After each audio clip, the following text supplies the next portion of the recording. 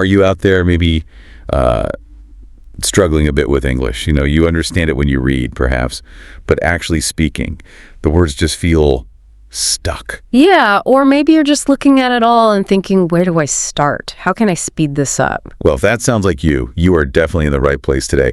We're doing a deep dive into what we think is a really powerful roadmap. It's designed to make getting fluent in English not just faster, but actually fun. That's the plan. So our mission here is really to pull out the best, most actionable ideas from our source material. Think of it as a step-by-step guide. Right. We want to give you the practical tools, maybe some mindset shifts too, that you need to get really confident in English. Doesn't matter where you're starting from. And, you know, before we get into the how, let's just quickly touch on the why. Why does this even matter so much? English, well, it's more than just a language, isn't it? Oh, absolutely. It's the global connector. It really is. It bridges countries, cultures, everything. Think about education, technology, business, travel, entertainment. Movies, music, websites. Exactly. So much of it happens in English. So whether you're looking for a better job, or maybe thinking about studying somewhere else, or honestly just want to watch Netflix without subtitles. Yeah, that's a big one for many people. Mastering English really does open up a whole new world. Okay, let's dive in. First step, and maybe the most important, setting clear goals. The source material puts it really well, saying learning without a goal is like traveling without a map. It just makes sense, right? How do you know where you're going if you don't have a destination? It's actually deeper than just having a destination, I think. The real point is, without knowing why you're learning, you're not just lost. You're kind of setting yourself up for burnout. Right. Motivation drain. Exactly. So the sources really push you to define your personal why. Is it passing an exam, like IELTS for university, or moving abroad? Or getting that job in an international company. Could be. Or maybe it's simpler just wanting to chat easily with people from other countries. Once you have that big why, then you break it down. Into smaller steps. Yeah, small, realistic, daily things like learn 5 new words today, watch 1 English video, speak for 10 minutes. Tangible stuff. Okay. And this is key. Track your progress weekly. See how you're doing. That keeps you motivated, keeps the momentum going. Right, so you've got your destination locked in the GPS. Now you need the actual tools for the journey. Right. Vocabulary is described as your toolbox for communication.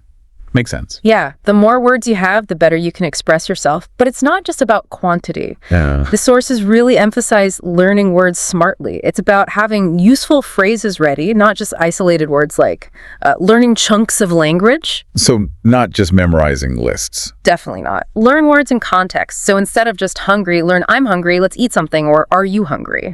So connect it to a real situation. Exactly. It makes recall much easier in conversation.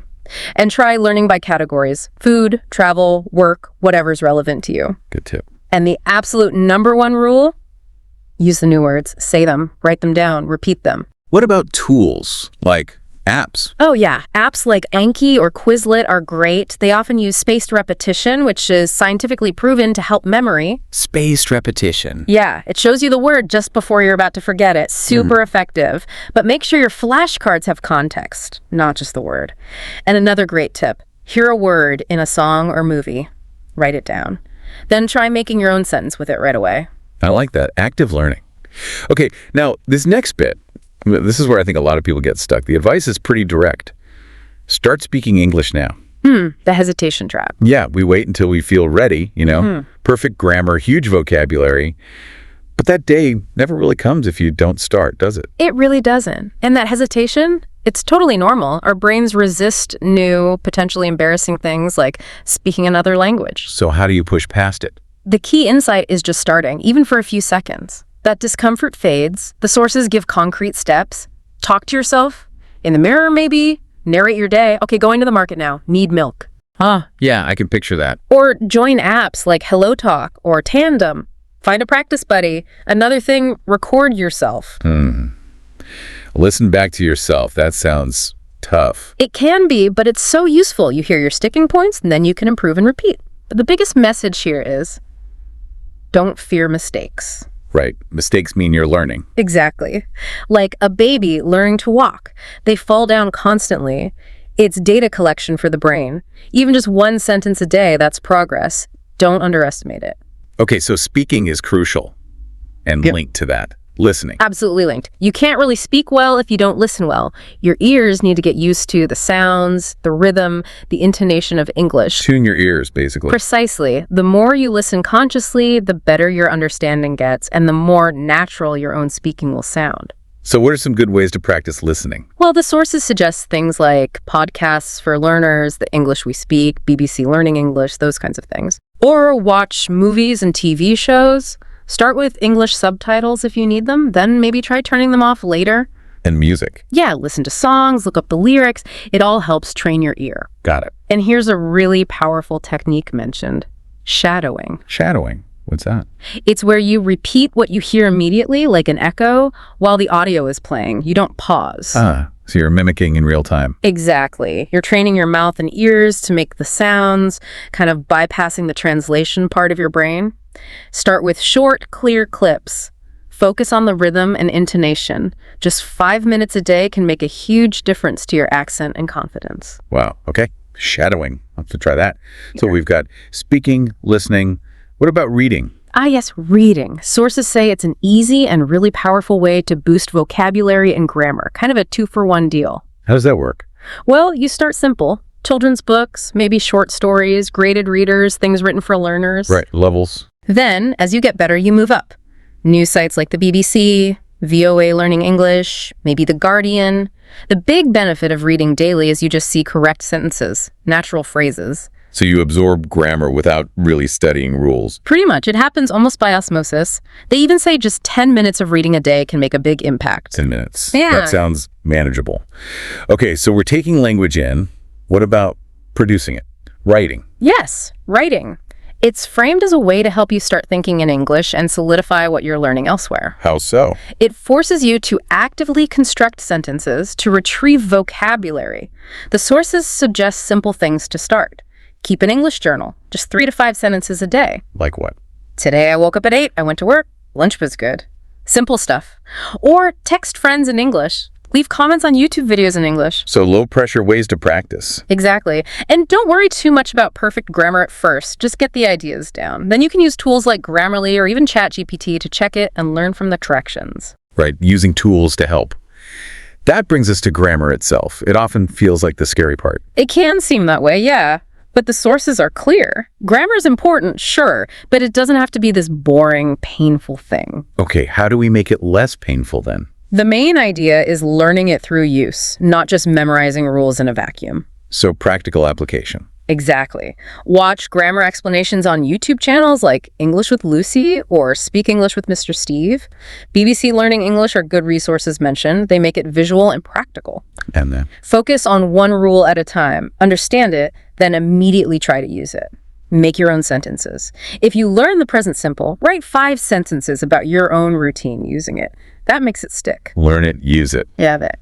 Okay, so we have goals, vocab, speaking, listening, reading, writing, grammar.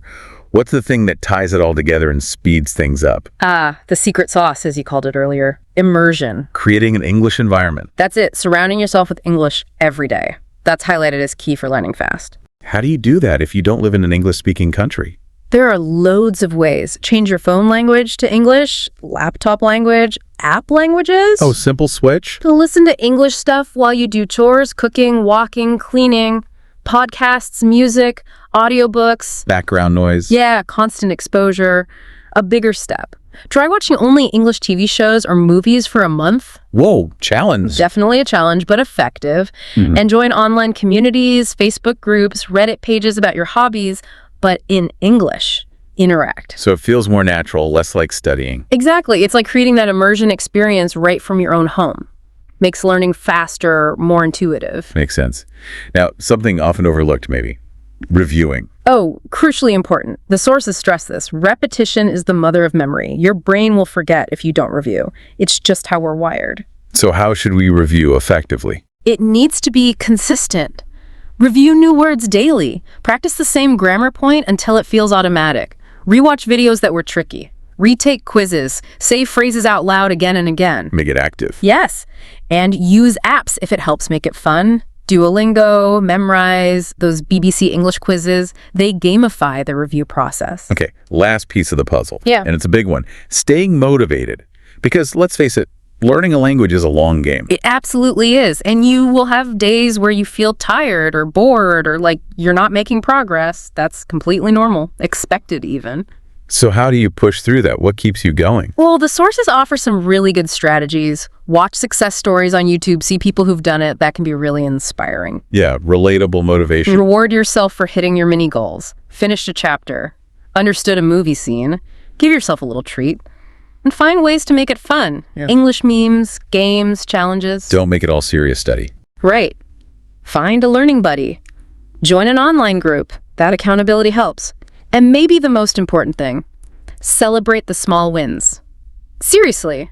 Understood a sentence you wouldn't have last week. That's huge. Recognizing the progress, however small. Exactly. Progress is progress, even if it feels slow sometimes. Remind yourself you're doing something amazing. Just don't give up. That's a great message. Okay, so let's quickly wrap up that roadmap. We started with setting clear personal goals, your why. Then building that vocabulary toolbox smartly, using context. Crucially, starting to speak from day one. No waiting. Tuning your ears with active listening and using techniques like shadowing. Boosting skills almost automatically through daily reading. Sharpening your thinking and recall by writing regularly. Tackling grammar practically by using it, not just memorizing. Creating that immersive English world right where you are. Remembering to review and repeat, making it stick. And finally, finding ways to stay motivated and celebrating every step. It's a comprehensive plan. It is, and the core message is that fluency. It's not just a dream. Our sources really make it clear with consistent daily practice. It's genuinely achievable for you. So here's a final thought to take away. If every single interaction, every show you watch, every little moment you spend with English is like laying a brick, what single small brick will you lay today to start building your confident English world?